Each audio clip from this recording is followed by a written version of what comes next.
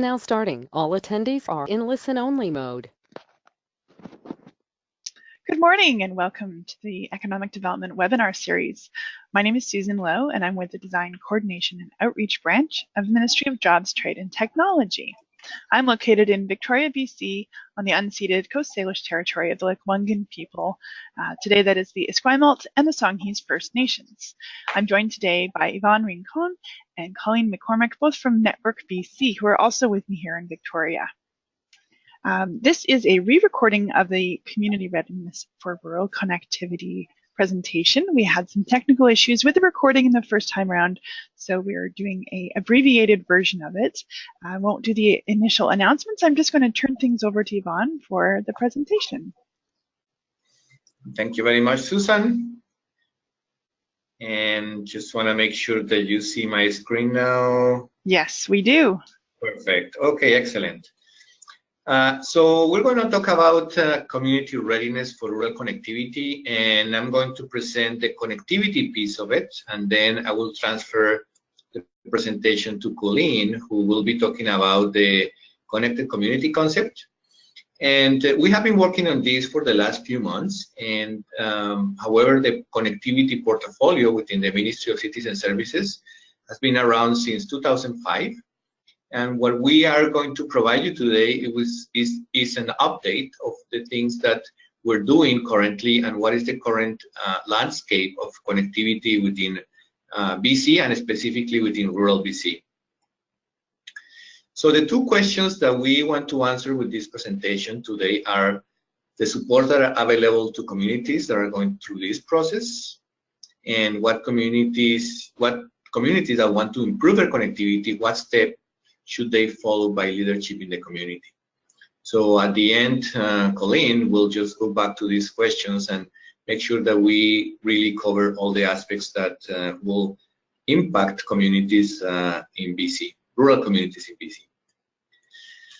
So if you look at the current connectivity status, and these are numbers from 2017, we are really, in theory, in a very good position. And when we talk about high speed or good connectivity status, we're really talking about the service objectives that have been outlined by the federal entity called CRTC as the minimum required speed for households and communities to really have good service.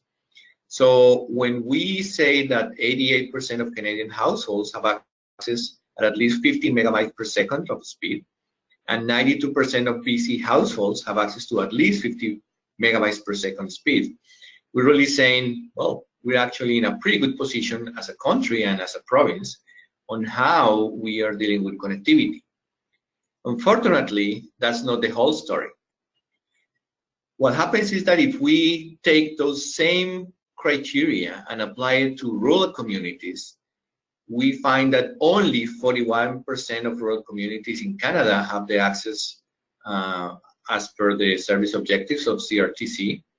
And if we go to BC, this is even worse. Only 30% of rural communities have access to the 50 megabytes per second. So that is way below the national average. And of course, this is something that we as government are very concerned. And most of our programs, and you will hear that in a second, really aim to those rural communities where we don't currently have the minimum accepted service objective proposed by the CRTC. So what I'm going to show you here is a close-up of the map that we had in the previous slide.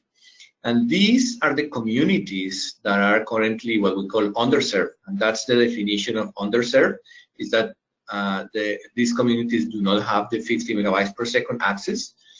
And as you can see, it is clear that this is not only a problem in northern BC or areas where traditionally less people live. This is splattered all over the province. So this is a problem that affects everyone and everywhere. And so you see here the blue dots are the rural communities that are underserved, and the red triangles are the First Nation specific rural communities that are underserved. And again, I have to highlight the problem is everywhere. So even in areas that apparently have pretty good service, like in the lower mainland or the southern tip of Vancouver Island, you still see some red triangles and some blue dots, which means that we still have ways to go into providing high-speed connectivity to all the population within BC. The other aspect of telecommunications coverage and high-speed internet coverage has to do with BC cellular coverage. And of course, the big issue that we have in BC, which is not present in other areas of Canada, is our geography.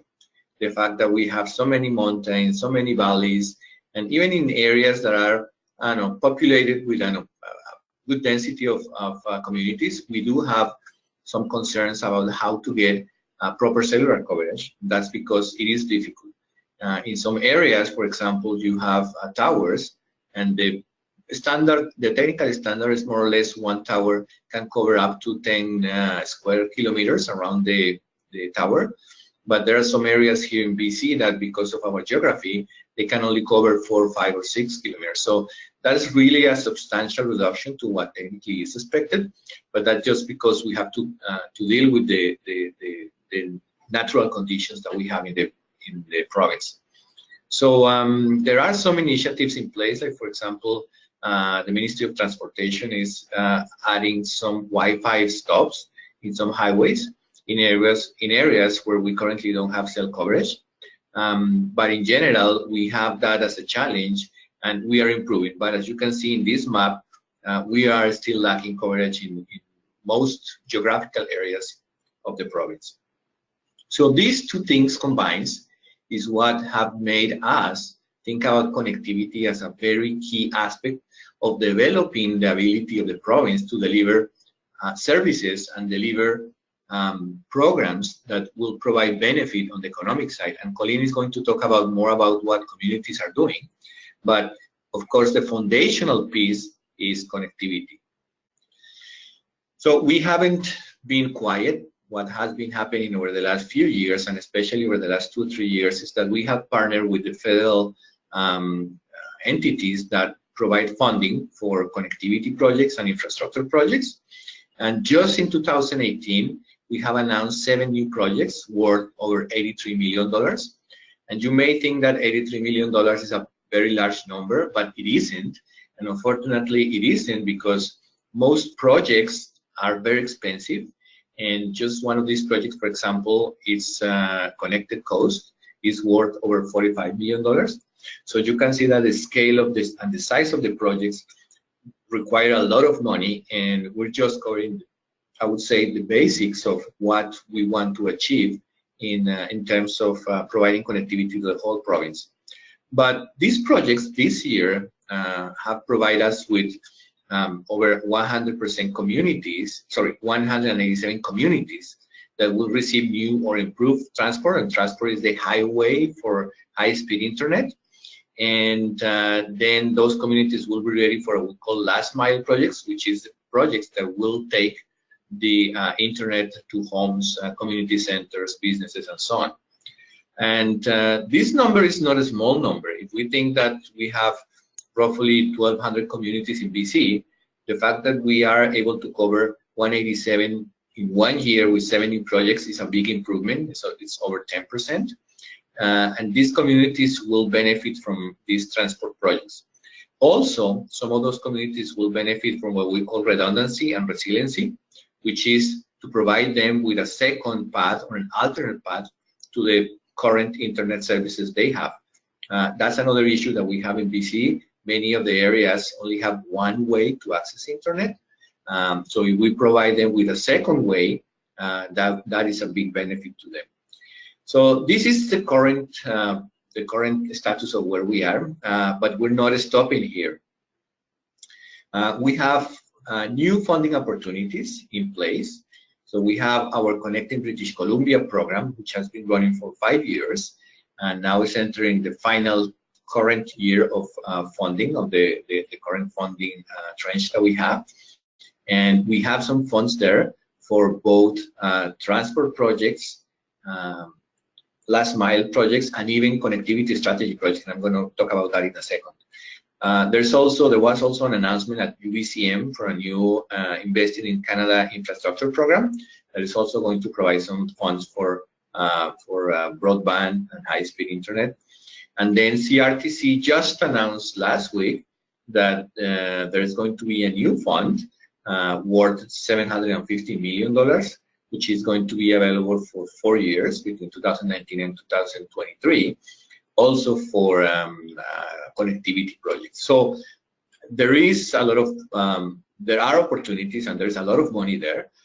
But as Colleen will say, there is something behind that that we need to put together, which is what are the different strategies that communities have in order to provide a good, compelling business case to get money from these funds. And I just want to close with just giving a little bit more detail on the current programs that we have. One of them, Connecting British Columbia, as I said before, has 3 streams of funding available.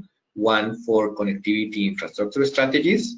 The intake opened in July 1st and it's still open. Another one for last mile or local connectivity infrastructure, also open in July 1st. And then a third one for transport infrastructure that opened on September 1st. This is a provincial program. We do have an administrator for the funding, which is the Northern Development Initiative Trust, NDIT. And they are providing all the documentation required for applying to this program, and you will see the information in their website. One thing that is important to note about this program is that we don't have a deadline, and this is basically a first come, first serve program. So we will be providing the funding as the applications come, and the applications, the $60 million that we have available, are funding the 3 streams. So we may have a very good combination of projects in those 3 different streams, but once the money is gone, it's gone. And we have to basically provide the funding before the end of this fiscal year. And the other one was the one announced in UBCM at the beginning of September. It targets infrastructure projects in communities with populations of 25,000 people or less.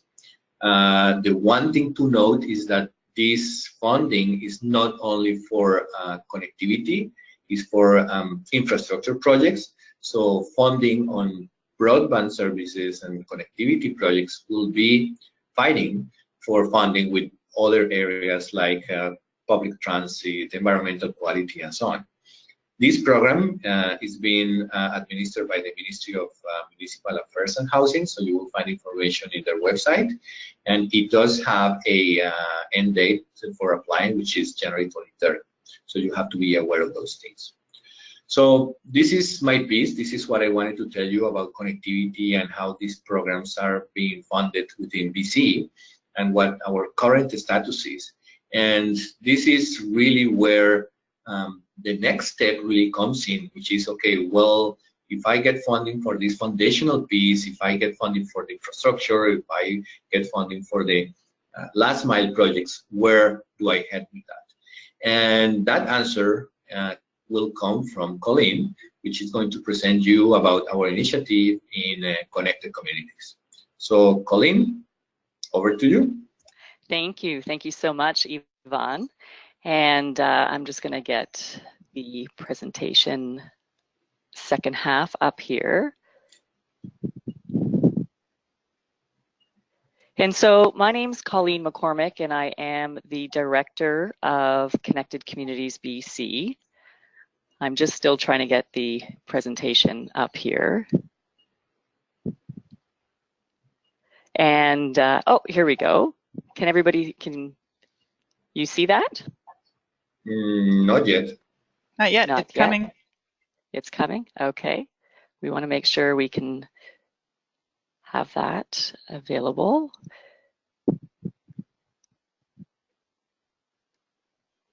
I can see it here, but it doesn't seem to be coming up on the screen. So let's make sure that we can access it. Under the play button on your control panel, there's a pull down screen. And if you click on that, then you can choose Yeah. what you're showing.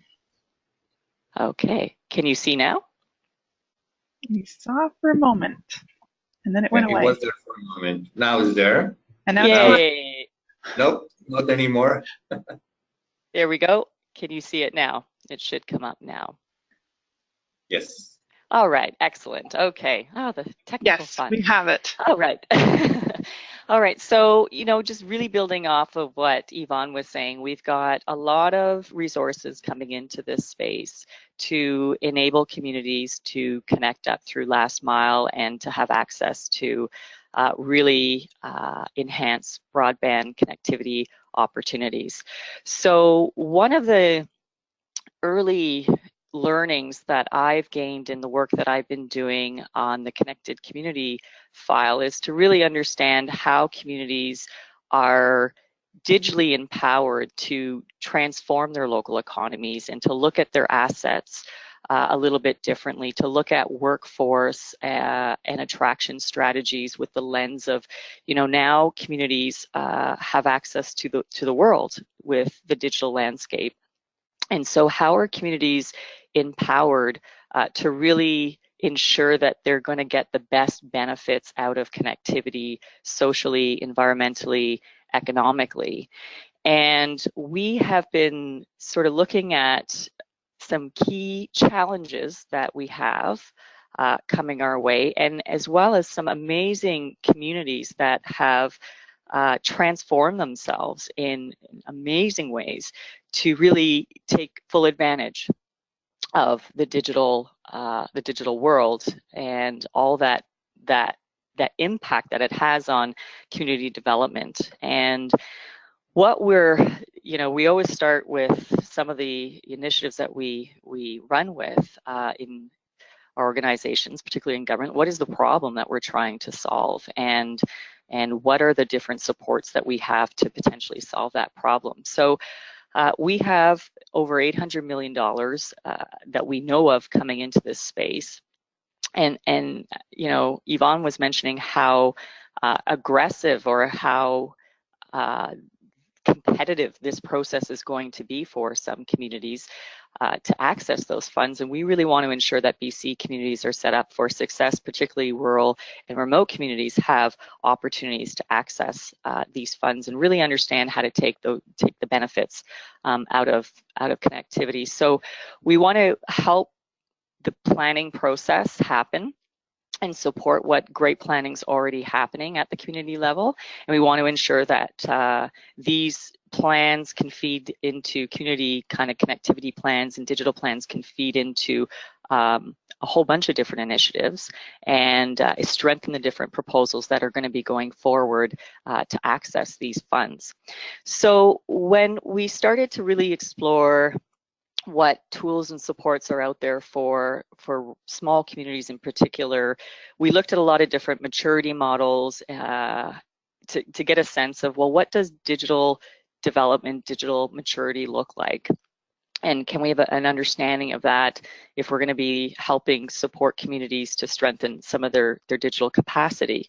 And what we found working with KPMG was that there were no real tools that are out there for the smaller communities. A lot of great tools exist, digital maturity models for the larger communities and for smart cities, sort of big, broad thinking, but there was a gap in terms of what was available for the smaller communities. And so we engaged with 12 communities that have had varying success with digital transformation and around the province, so different regions, different strengths.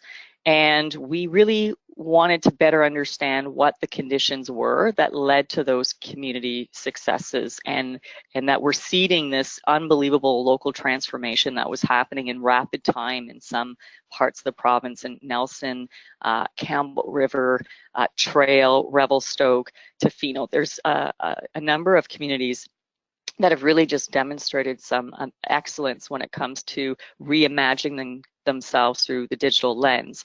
And so we engaged the communities, and we started to map what their digital progression looked like, and what were some of the key features or attributes that were critical for the community to understand and ensure that they were having some conversation around and doing some planning, thinking around. And so what came back to us in terms of what we're calling, you know, a framework for digital readiness, a digital roadmap that is by design, and it's made for communities, BC communities, by communities, to really help them get stronger at their digital planning processes, but also empower them to think really about, you know, the benefits that they could get out of connectivity that could help the community focus on everything from you know, the economy, but to community well-being. How do we really ensure that connectivity leads to, you know, great higher quality of life within the rural communities around the province, and how can it empower communities to see themselves completely different because they've got this, you know, new resource, and it's a tool, right? And any tool is only as valuable as you know how to use it. And so what we learned were from this framework were, again, some key attributes. Leadership and support was fundamental for these communities in order to zero in on their potential opportunities and to build an understanding, a collective vision of what that opportunity looked like for the community as they were looking at digital planning and connectivity options. Connectivity obviously is another kind of foundational piece, and access, speed, affordability.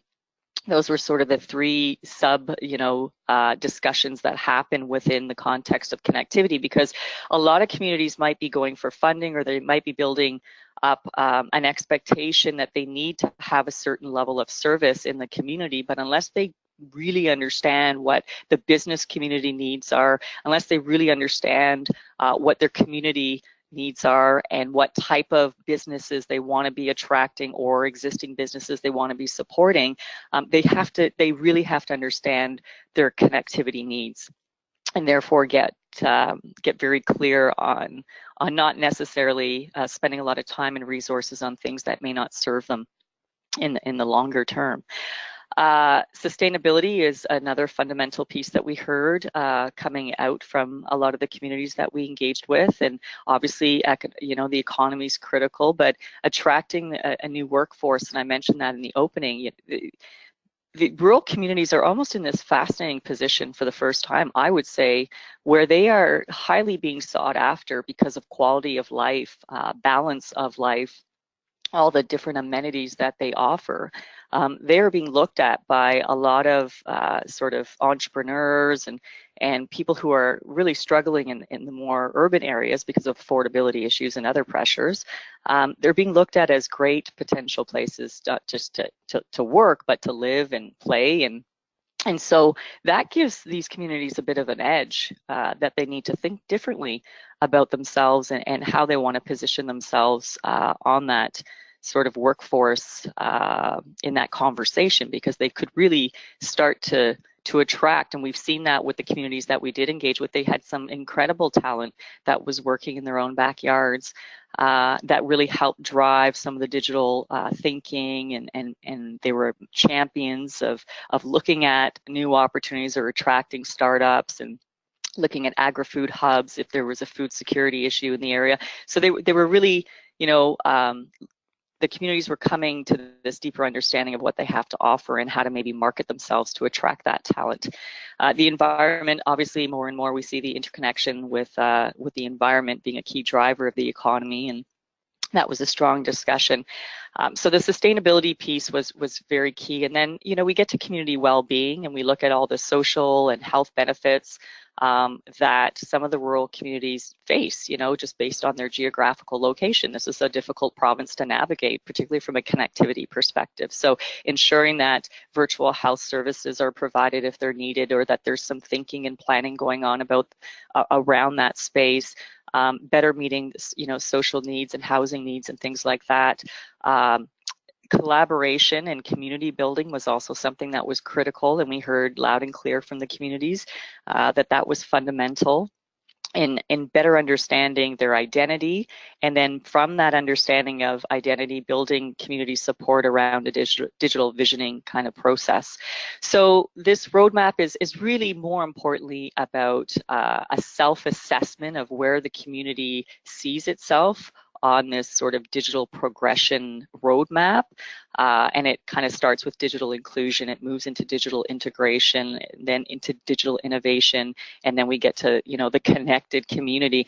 And in the back end of this roadmap is a really comprehensive Excel sheet that kind of acts almost like somebody had mentioned, it's almost like doing a personality test from the community perspective, and you're able to kind of walk through all of the different attributes and foundational components of what we have been learning, and it's still small scale because we've only engaged, you know, a dozen communities and some regional reps. But our intent is to continue to bring this tool to communities and help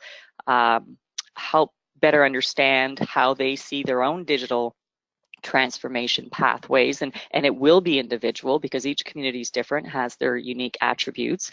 And so we're in a bit of a learning and discovery phase with this model, but what will be really exciting is the conversations that could be triggered by having the community look at different assets and look at different planning processes and look at the way that they're engaging citizens or the business community, look at it differently based on the digital possibilities that we have today.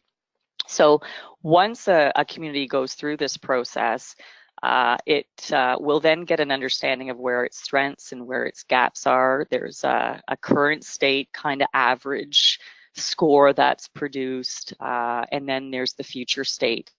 And the community can start to really, you know, galvanize around what they see as a priority for them in terms of moving from where they are and where they want to get to, and better understanding how to, you know, take better advantage of some of those planning processes that they have, especially if they're going to try to access funds, to really strengthen their business cases and really understand what their needs are in order to get those needs met by a clear understanding of who are the key players in their region and in their community that are wanting to move digital forward, and what are some of those examples and how can those community contributors play a greater role in some of the visioning and the support that's needed to have these communities really succeed, become digitally enabled and digitally connected communities, and have a strong, you know, future and really take advantage of this new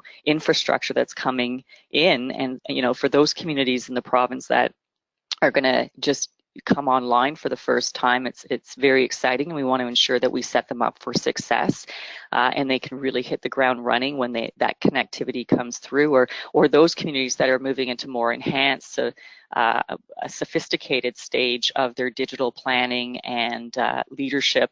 And then of course those communities that are ready for hyperconnectivity possible opportunities that are coming. You know, technology is changing all the time, so we want to ensure that, you know, throughout the province, and particularly the rural areas, that all the different communities at the various stages of their digital transformation are well supported, and they get the targeted needs met at the right time. And we're hoping that this roadmap, the digital by design roadmap, is a way that can help kind of get that journey understood and supported.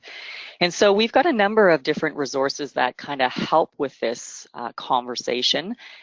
We've got a provincial connectivity status report that PMG has done for us for a couple of years now. And that really helps us understand the state of play out there with BC on broadband connectivity and how we compare to other jurisdictions. And in this report, we introduce the concept of a connected community and what are the key features of connected communities, and we start to introduce the roadmap. We are also working on a series of data integration pieces that really help us understand connectivity connectivity coverage throughout the province and the different service providers, and what is the capacity, what is the potential out there. So those we really want to help communities understand their digital status and see what opportunities they might be able to leverage or at least prepare for, and as they go through their funding asks, they have a good understanding of where they stand. There's a number of cross-government assets and infrastructure that's being developed to support different services, digital services in the community. And those pieces are very important as we do our planning, because as you see with schools and health centers investing in connectivity, we want to make sure that the community is also getting the benefits out of that, and that we're leveraging these infrastructure assets as much as we possibly can. And then we're working on some demographic and digital preferences. You know, there's a lot of change that's happening with digital, and there's different preferences, behaviors, attitudes towards connectivity, and we want to really understand what users are experiencing and how they're using, what their attitude is towards digital, and that way we can help support more data or more digital development, or address digital literacy issues, or what communities are experiencing on the more sort of social side of the digital spectrum, and how they're interacting with this new interface and communications mechanism. We talked about the digital maturity model today, and this is all online at the Northern Development Initiative Trust website, and I'll have the website available at the next slide. But these resources are there. Some are still just in refinement and development, but there's a lot of good information that communities can take advantage of as they start out on their connectivity journey or want to really accelerate where they're at today. There's a community toolkit that is really about the basics of the nuts and bolts, I would say, of connectivity, and what you need to understand as you start to take steps in your digital journeys. And some municipalities have gone independent and they have their own municipal fiber. Other communities and regions are doing different things. So this is a great toolkit to help you better understand what your needs are, and then what potential services you'd like to be going after. So we've been, working with communities. We want to continue to engage with communities to help validate this digital roadmap and understand from their perspective how this is adding value to their current planning processes. We're also working within our own government and connecting across ministries with some key folks who are also providing a lot of good support in this space, and digital, super digital clusters, and the work that Jobs, Trade and Technology are doing on that. And plus a number of different resources that Sue can speak to support tech and innovation opportunities at the local level, working with rural development in forest, lands, natural resource operations, and rural development. And they are doing a lot of the community development out there, so we're really linked in with them and helping to support some planning processes, making sure that, as we look to connected communities and communities really understanding their needs and service opportunities, that we have digital government on the flip side doing the same thing. And trusts are a great partner. Internet service providers we're working closely with to better understand what their build-out plans might look like, and again, how can we ensure the communities are ready to take advantage of all this new connectivity opportunity. And Union of BC has been a great supporter. We brought the tool sort of live at the last UBCM summit just in Whistler a couple weeks ago, and had some very positive input and reaction from the communities who are looking for a tool to help them facilitate some dialogue on digital opportunities. So here's a quick visual of what those supports look like and the website that you can find them on. And as we continue to move this initiative forward, any communities that are interested in engaging with us, we are more than happy to connect. And we'll keep the resource kind of building, and as the tool strengthens and kind of gets out more broadly for usage, we're always keen to better understand the needs of communities and how this might actually address some of those fundamental challenges that they might be facing. So we started off with 2 questions: what supports are available to communities? And I think Yvonne did a wonderful job in answering that. And then in terms of for communities to improve their connectivity, what steps should be followed by leadership? And really, I think the roadmap is a great tool, comprehensive tool to address this question. You know, you need to have vision and strategy. You need to have good champions. You need to engage the business community and the entrepreneurs within the community to help build momentum around opportunities. So the toolkit is, again, a direct reflection of what we heard from communities who have had a lot of good success and fascinating lessons learned as they've progressed in their digital journeys. And some of those key insights are all reflected back in this model. So we do hope that it is going to be a good resource and can help strengthen the business cases that communities are developing to get better connectivity opportunities. And so we look forward to working with you in the near future. Thank you. Thanks very much, Colleen and Yvonne. I'll just change presenter back to myself as we wrap things up here. As mentioned, we re-recorded this presentation from earlier this fall because of technical difficulties.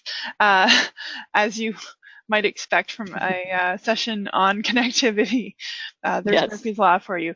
For people who are looking for more resources on how communities can develop their tech infrastructure, but also the community, the innovation ecosystem and the community around tech in their we have also done 2 webinars that are parts of our Tech Dev 101 series. We did 3 actually, one of them in June and then one in September and one in October. And those webinars were recorded and can be viewed on the past webinars page on the Economic Development website. If you're looking for more information about the Tech Dev 101 workshop series, which has been happening throughout this year in 2018, or other things that the Ministry of Jobs, Trade and Technology is doing to support connectivity and the development of the digital economy for communities throughout BC, then please send us an email at economicdevelopment.gov.bc.ca. I want to say thank you very much to Yvonne and Colleen for not only joining me for the initial session, but also for this take 2 of our connectivity webinar. So thank you everyone for watching. Thank you, Susan. Thank you, Susan. Thanks again.